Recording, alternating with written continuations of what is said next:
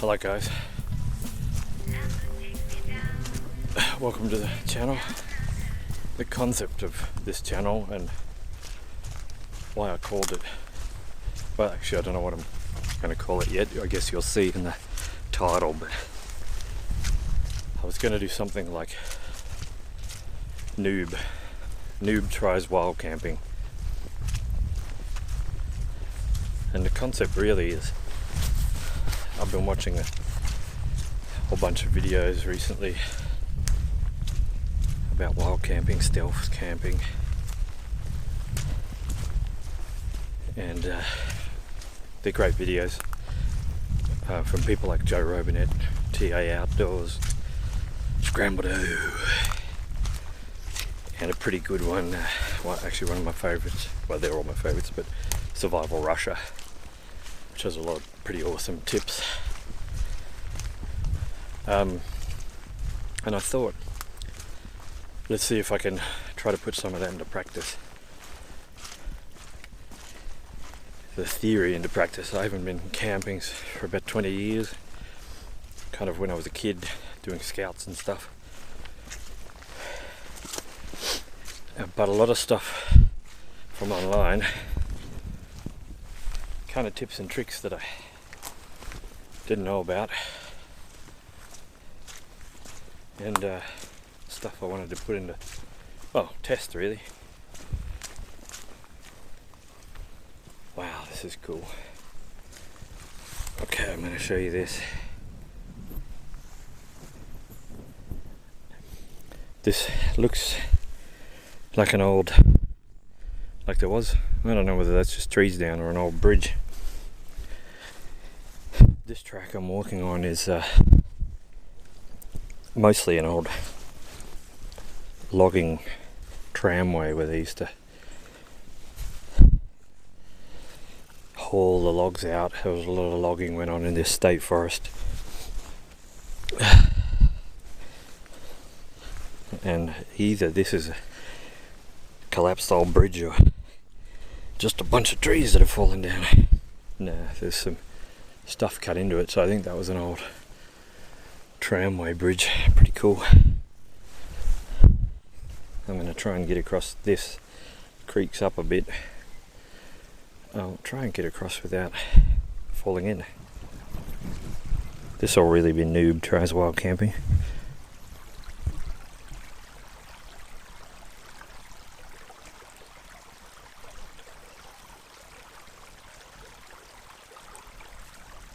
Well, the result of that hilarity was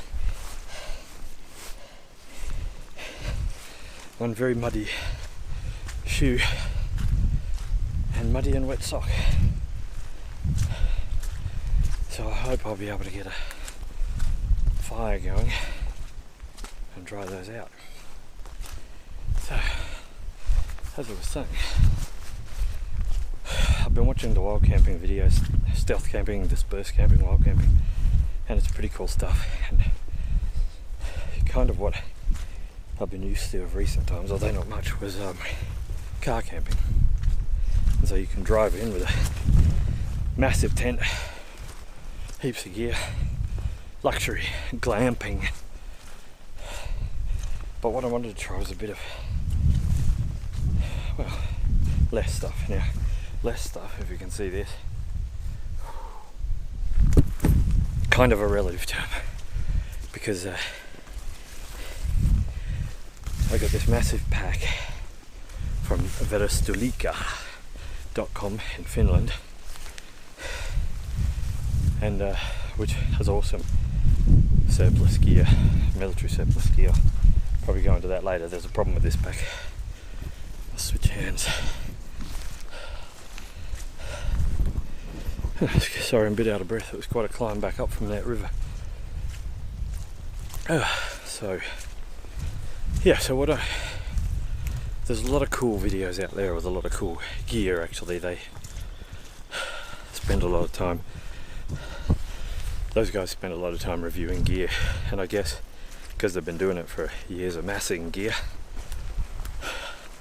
But I just started from scratch and thought, alright, let's see if I can get some gear. I mean, I'm on a budget, not rich. So I bought a few pieces, and this is it. This is the first one. Now, as I said, I'm walking in through, well, some old forestry tramways. This stuff though, I think was probably a track that the forestry workers used rather than a tramway. The tramway's pretty flat. I mean, they ripped up the tramways 70 years ago or something, but I can't imagine this stuff was tramways. Really kind of up and down. These trails aren't really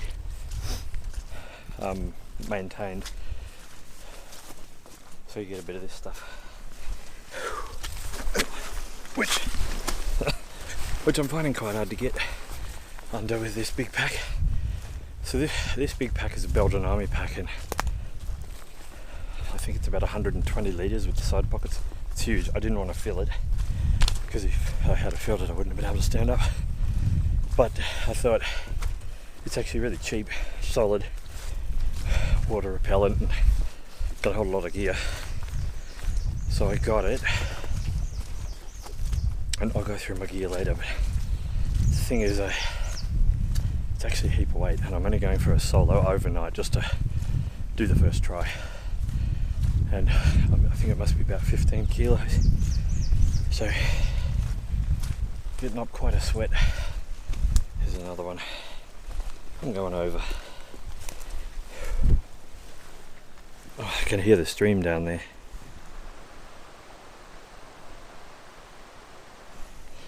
That's kind of cool. I've practiced a bit at home, fire lighting with a fire steel. But yeah, we'll see how it goes, and real world kind of tips and tricks if someone who isn't very experienced doing this stuff.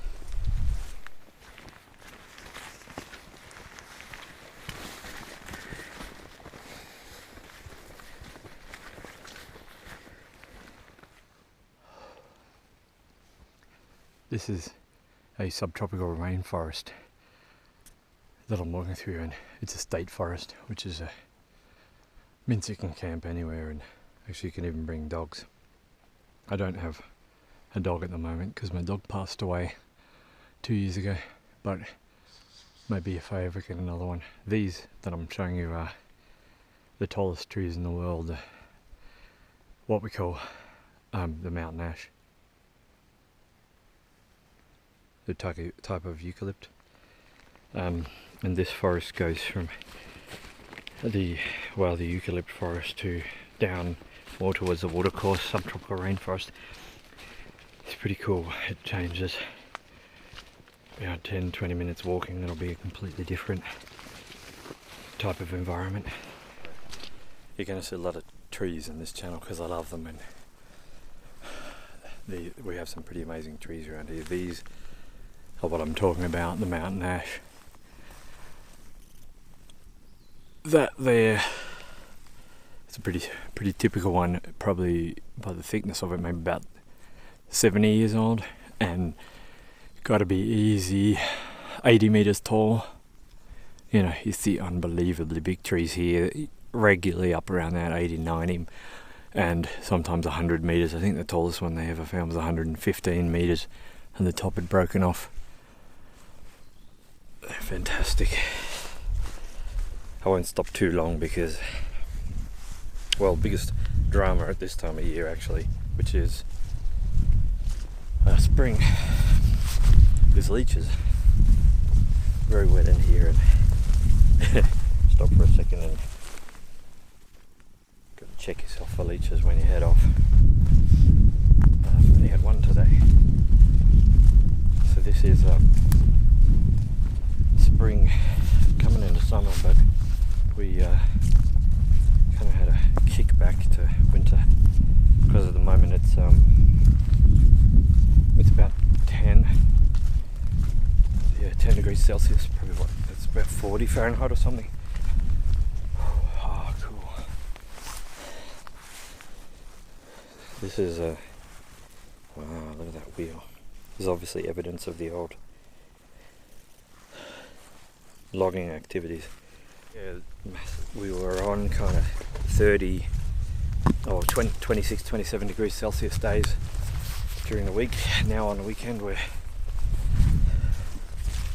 back to 10 and 4 overnight. So it's supposed to be 4 overnight, which is part of the weight I'm carrying. Is actually, I got a USGI sleep system, the one with the 2 sleeping bags and a bivvy.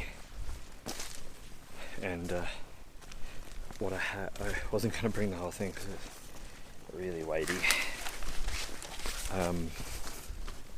But I have the heavier bag, the black bag, which is the winter bag, and I think that'll be alright for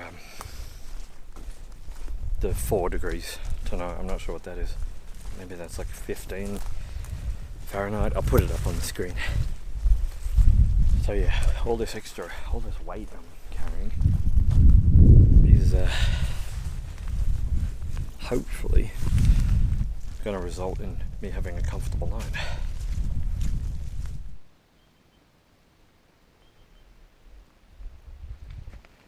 Can get a little damp around here.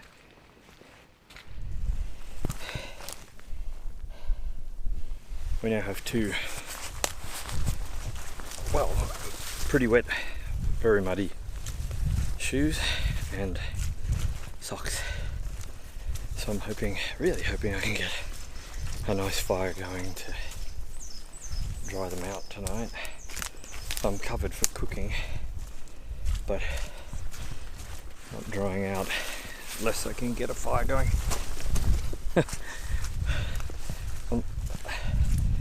I may edit all these slips out, slips and trips, but I may leave them in. Goes with the Noob goes camping aspect of it, huh? Ah, crap.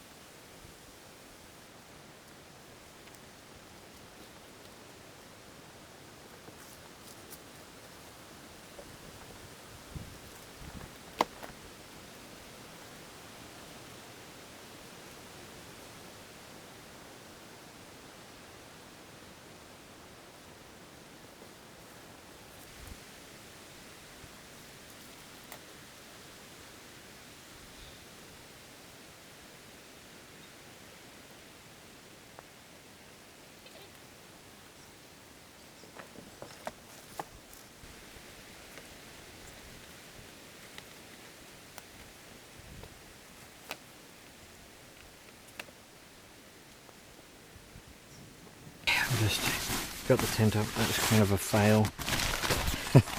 As you were seeing at the top, trying to set something up. I've got a neotherm ground pad which I'll set up. But I'm going to just open up the sleeping bag to let it loft as well.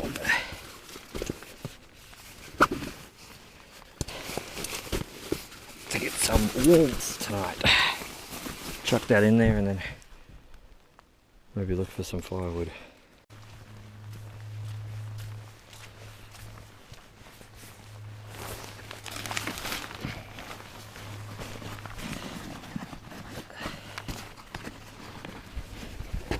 Alright, this is what I have because I cheaped out and didn't get a silky saw. But I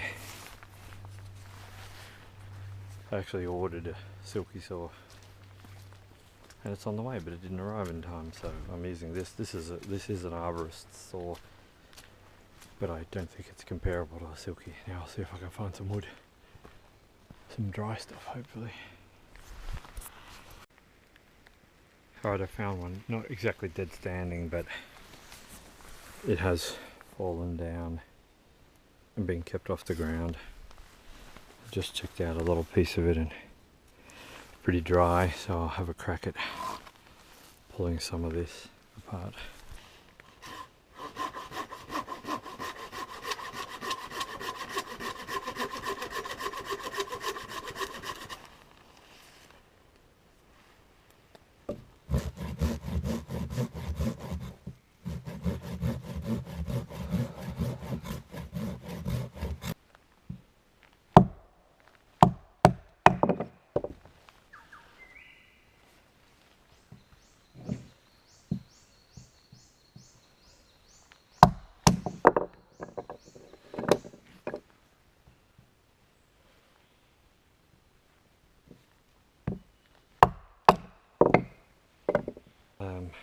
the GoPro on a crappy tripod now.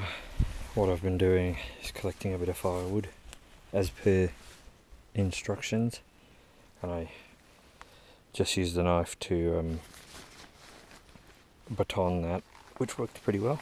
I'm using an Adventure Swan knife, treated myself to that. What I'm thinking of doing is actually making an upside down fire, since the wood is quite wet.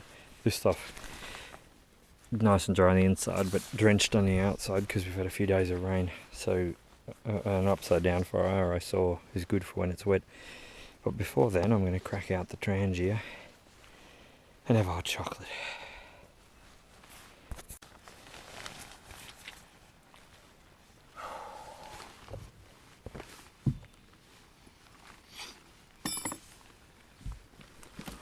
This is another thing I treated myself to, and it's had one dry run at home.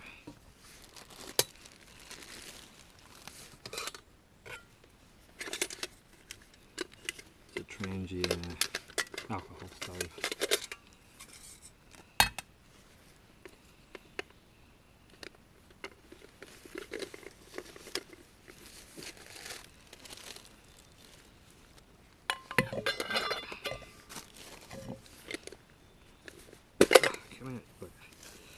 Right.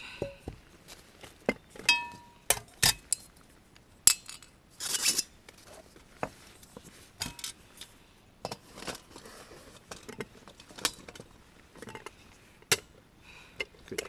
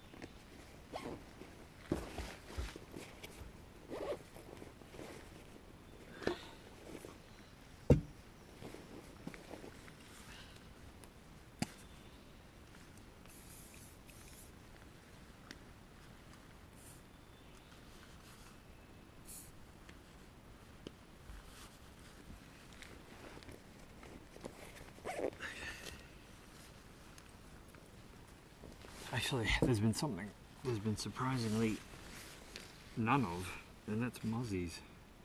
Not a single mosquito, which is very strange.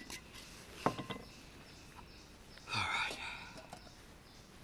I spoilt myself also and got the fuel bottle.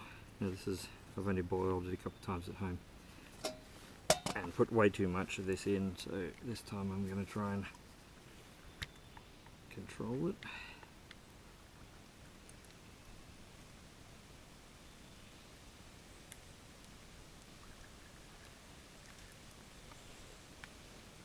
Little dribs and drabs of rain. Okay, another neat trick from, well, someone I forgot to mention actually, the Wilshire man.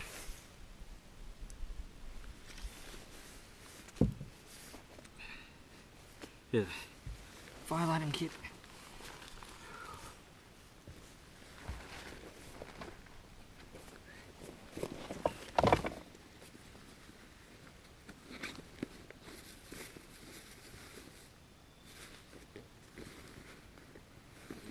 2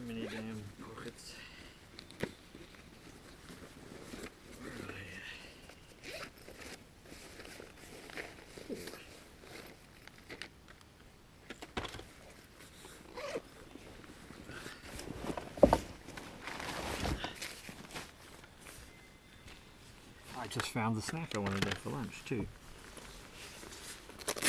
Okay, I'll do the fire with fire steel, but today, trusty lighter.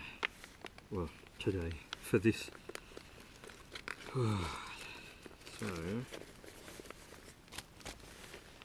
yeah, a neat little trick from, I reckon that's going to need more.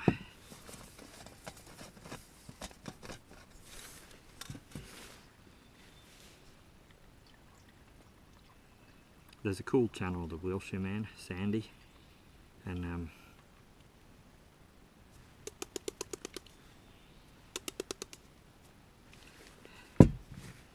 showed me a neat little trick for lighting it, and it's you can actually light it down in there, so you can leave this on. Common sense really, dip it in the meths like that, and it'll light that.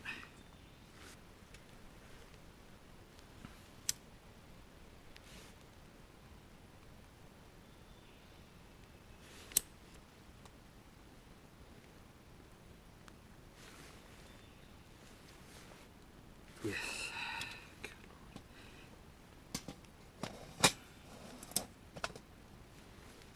Right, hooray.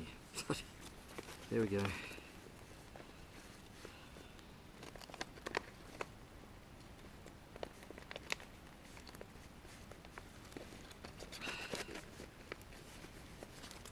I'm gonna let that go for a bit. Just till it starts vaporizing and gets a bit hotter, because if you put the pot on, you can knock it off. So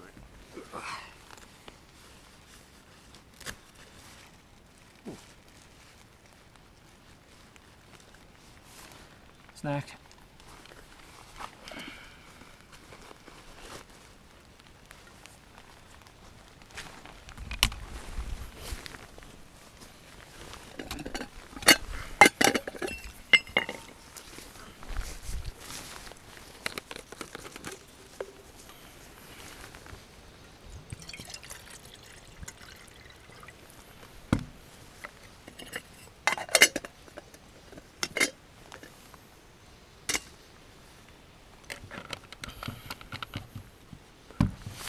Oh man, there's a few big mountain ashes around this one, really thick ones. Alright, I know this isn't exactly wild camping. This spot is well, pretty luxurious actually, with the fireplace. Not that I think I need it on this platform. Ooh, let me close that up.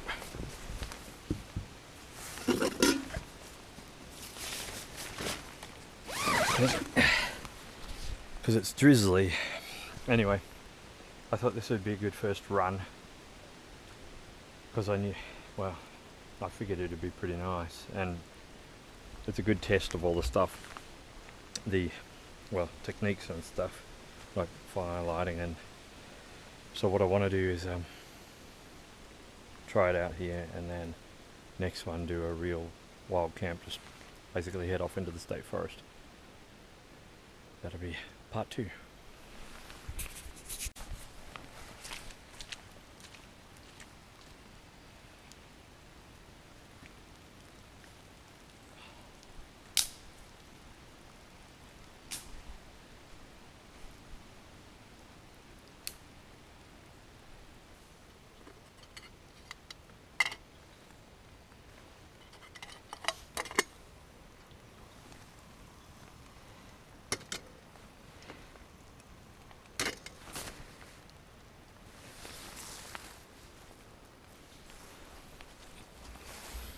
What I'm doing here is sorting it into the bits. I think Joe Robinette's channel gave me this. It's lead pencil, thumb. You grade it by size, and normally you'd use that like a normal fire, build it with the kindling, yeah, and then put the thicker ones on top. But what I'm going to do is put that on top and let it burn down, upside down fire. There's heaps of YouTube on it. I'll try it. I've never actually done it before. While I remember, I'll show you this on this pack, which is an awesome pack, by the way. But if you can see that, as soon as I, well, went to put it on out here, I've put it on a couple of times at home, but I went to put it out here, and this bit where the shoulder strap goes on, just bang, pulled straight out, and that's the frame underneath. So I've just jerry-rigged it on another strap. Thankfully there's heaps of straps. But that's a bit disappointing. Now, somewhere in here, I have a cup because I'm cheating. A little hot chocolate sachet for hot chocolate. I think I used a little too much mix.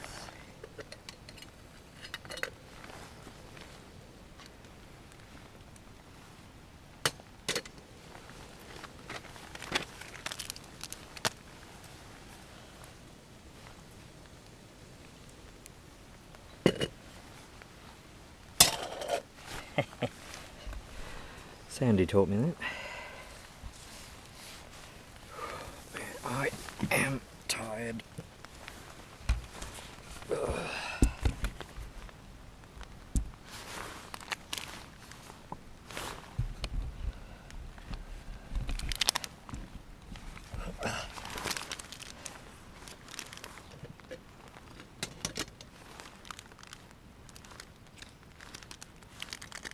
God. Anyway, get it open and tell the truth, I do not have the patience.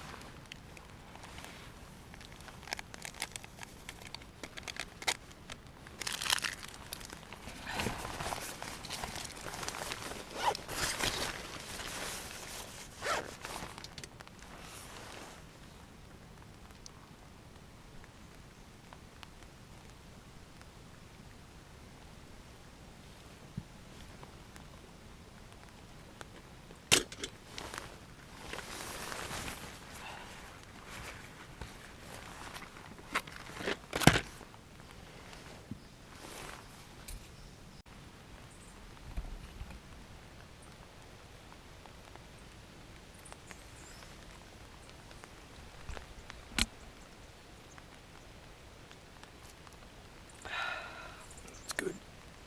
And it's bloody raining. Again, drizzling. I've heard some thunder. But I still have some nice little birds coming around. I don't know whether it's going to just hang around like this or actually thunderstorm, we'll see. Doing some curls, which I found very hard. I tried it with the big piece first, and now I'm trying to do it with a feather stick type method. I actually always struggle with this. I don't know whether it's me or the wood. Probably me.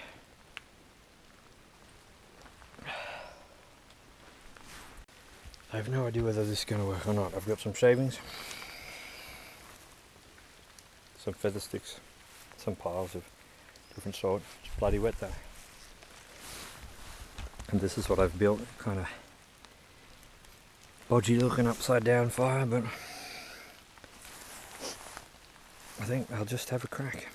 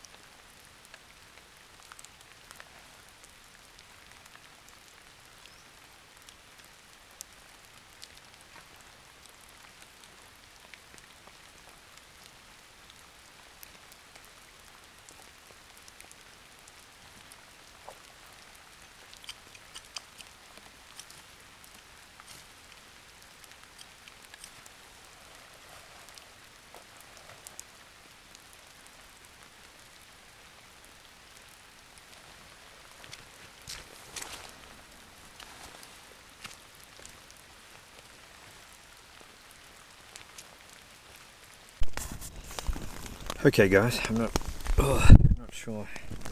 I've got this camera on the widest setting. I'm not 100% sure if you can see much in here. I am in the bivvy tent, which is an old, it's called that. Oh, I don't know what it's called, but I can tell you later. It's something I've had for years and used once, and it's been in storage for a long time. I am in it because I kind of got tired of being wet, to tell the truth. Oh, I think the lens is fogging up. Sorry about that, guys. So it's been raining for ages, and so everything's pretty moist. This bivvy tent, if you can see, is not, well, it's not very big. It's kind of a bivvy tent, not a bag, in that it has the poles to hold it off you. But the issue is that this is not waterproof. It's lost its waterproofness. So I'm getting drips in here, and I'm looking forward to a night of rain. So I'm actually thinking of calling it and not, I'm going to pack up when I get a break in the rain and head home and try again.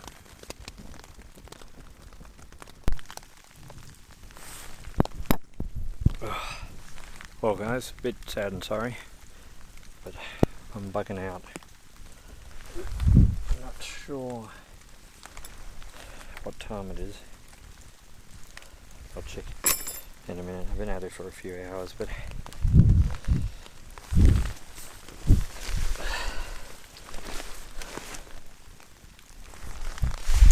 I'm just calling it because of the rain and the tent, which won't keep me dry overnight. Failed to get the fire going too.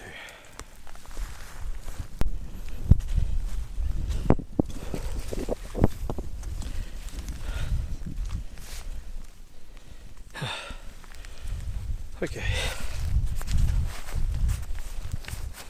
I'm on the way back out, and yeah, it's about 3:30 in the afternoon. So, a bit disappointing to be bugging out. I'll stay the night, but it's still good. Had a good time out here and learned a couple of things. One, bivvy's probably good fair weather camping.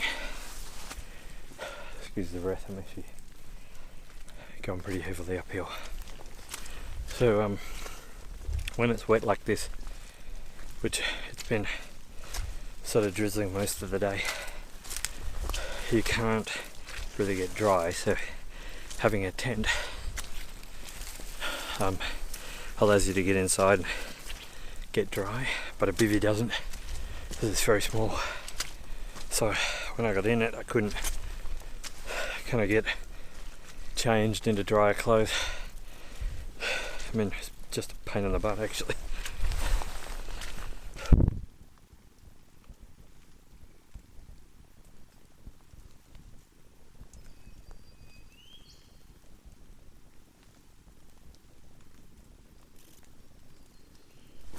I'm really thinking it might be easier to start with a tent than bivvy or hammock or those kind of things, because I'll put that footage in. I struggled to set up the tarp above the tent. That was just a pain. I mean, I'm sure with more experience I'll be doing able to work out how to do it. But it didn't give me a dry area to work in, which I've actually ordered a tent. I'm waiting for it to come. There's a few things that I sort of felt I'd need, because I'm really going to do a lot of this camping. Well, hoping to. It's enjoyable, and even today I've had an enjoyable bushwalk. Ah, crap.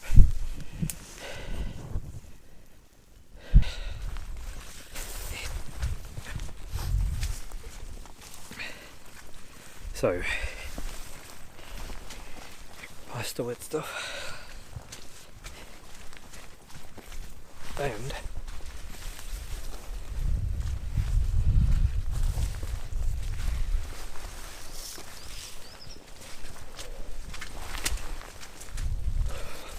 so yeah, it's been good, in a good bushwalking, having this nice nature, looking at these ancient giants.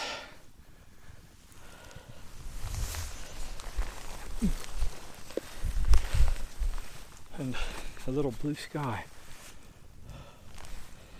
Tiny little blue sky. Alright. So, yeah, there's a couple of things I bought to do this camping. I wanted a good sleeping bag, and I kind of didn't go with a modern sleeping bag. I picked up a surplus US GI sleep system, military sleep, MSS I think, which is the bivy bag, and 2 sleeping bags. So I think that'll be good, that'll get me through. I have a bivy bag, but that's part of a project. I'll tell you about that in future episodes. But I got this pack. I actually got a smaller pack, German mountaineering pack, and I bought a snug pack bunker tent because I kind of have a cheap nasty 3-person tent, but I wanted something good and it was worth the investment. Got it from overseas like everything, because Australia we get a bit ripped off. Bought it from the UK and it was half the price. Same with this Belgian Army backpack. Well, you just can't buy them here. And Australian Army surplus stores, there aren't really any. They've become camping shops, and they'll have like a couple of shirts, a couple of pairs of pants, ex-army stuff. But Australian Army stuff it's not really that good anyway. Like, I mean, I'm speaking historically from stuff I got, but it seems like the European stuff is better. Alright, I'm gonna walk out, and I think I'll get home and dry off and see you in the next one. As my favourite guy says, so subscribe, sub-share, sub-like, get out and train.